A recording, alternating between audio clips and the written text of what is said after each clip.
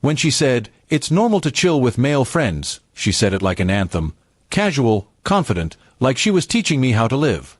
I listened and nodded, pretending the words landed softly. But the way she said normal felt rehearsed, as if she was setting rules she intended to keep for herself. The sentence settled in my head and grew teeth. If this was truly a two-way normal, then it should be able to bear the same test on both of us. So the very next day I texted an old colleague I trusted and arranged a harmless catch-up, coffee, no agenda, nothing to hide. I told myself I was only checking the mirror. When I mentioned it to my wife, her reply was short and clipped, "Who is she?" I told her the name and added that it was nothing, just a friendly meet.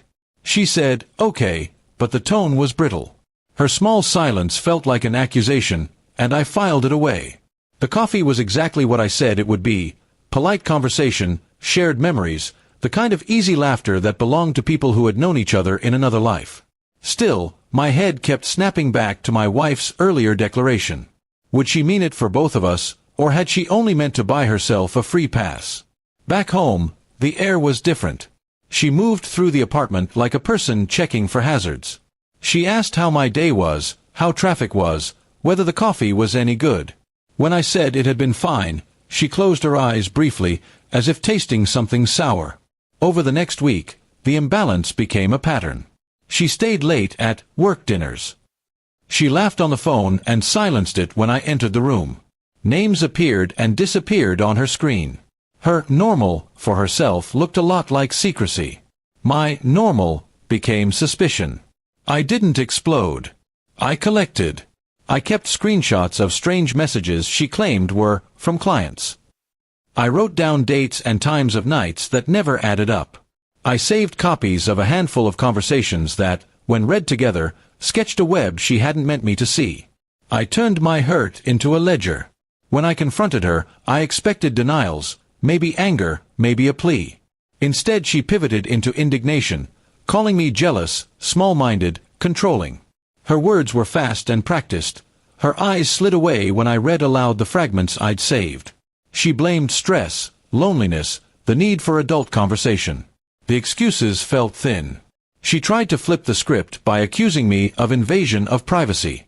She said trust is a two-way street and that my snooping had crossed a line. I let her speak. I let her believe for a moment that she still had the narrative.